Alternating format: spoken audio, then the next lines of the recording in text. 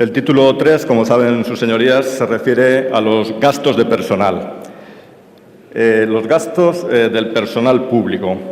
Hice alusión en mi primera intervención al personal al servicio del sector público, porque en opinión de mi grupo, Unión, Progreso y Democracia, es uno de los grupos sociales paganos de la crisis, perjudicados por la crisis. Es difícil ya enumerar las medidas que han ido sufriendo a lo largo de los años, desde el recorte salarial del 5% del anterior Gobierno a sucesivos años de congelación salarial o la pérdida de la paga extra de Navidad en el año 2012. Como decía, sumando estos recortes acumulados, se pierde un poder adquisitivo del orden del 25-30%, la cuarta, la tercera parte de su poder adquisitivo desde el inicio de la crisis.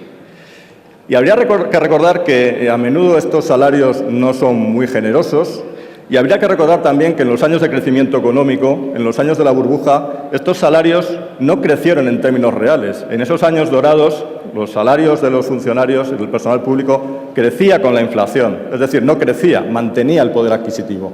Es decir, que no es uno de los grupos sociales cuyos salarios hayan crecido espectacularmente en la burbuja y que ahora se vean sujetos a ajustes, sino que es un grupo social que no perdió poder adquisitivo en la burbuja y lo pierde ahora. Por eso, 8 enmiendas de Unión, Progreso y Democracia a este título 3 lo que buscan es paliar esta pérdida de poder adquisitivo.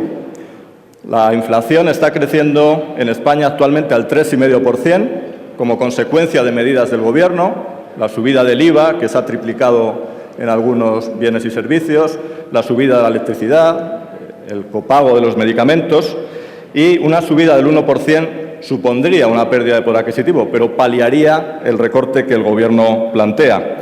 Como dije en mi primera intervención, esto se hace reasignando recursos, recortando otros gastos o aumentando ingresos, sin que incremente el déficit.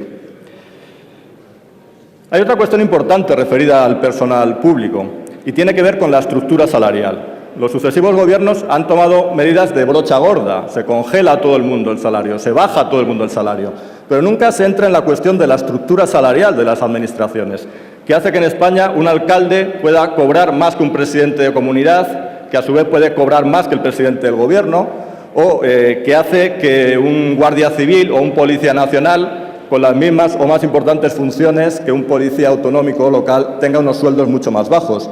Es decir, que si se quiere ahorrar no debería tratarse simplemente de tomar medidas generalizadas, sino que habría que entrar en esa estructura salarial y tal vez haya salarios que haya incluso que recortar y haya otros que haya que subir para acabar con estas disfunciones. Nos parece algo de puro sentido común. Sin embargo, tal vez sus señorías recuerden que mi grupo presentó una proposición no de ley en una tempestuosa sesión parlamentaria en que esta propuesta solo contó con los 5 votos de Unión, Progreso y Democracia.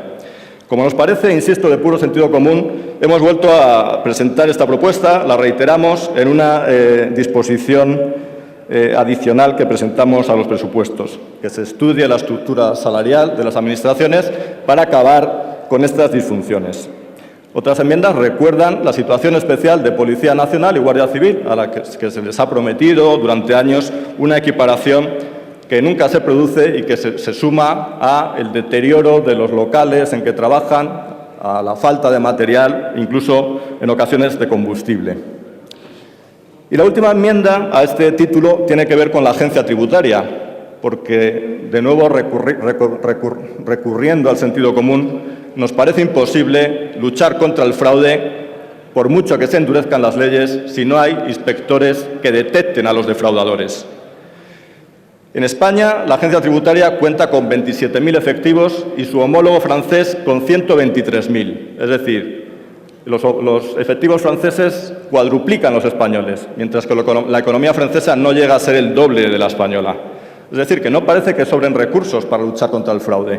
Y, sin embargo, ¿qué hacen estos presupuestos? Recortan el presupuesto de la agencia tributaria en un 7,7%, lo que se suma al recorte del 4,8% en los presupuestos del año anterior. Y habrá una reducción de efectivos, porque hay una tasa de reposición del 10% en los inspectores de la agencia. Se nos dice un 10% es un aumento, no. Un 10% es una disminución del 90%. De cada 100 que se jubilen, 10 se repondrán y 90 no se repondrán. Se pueden endurecer las leyes de lucha contra el fraude, pero si hay pocos efectivos y se disminuyen, las leyes serán papel mojado. Por eso, nuestra enmienda 3389 propone un programa de actuación para llevar en el año 2020 los efectivos de la agencia tributaria a la media de la Unión Europea.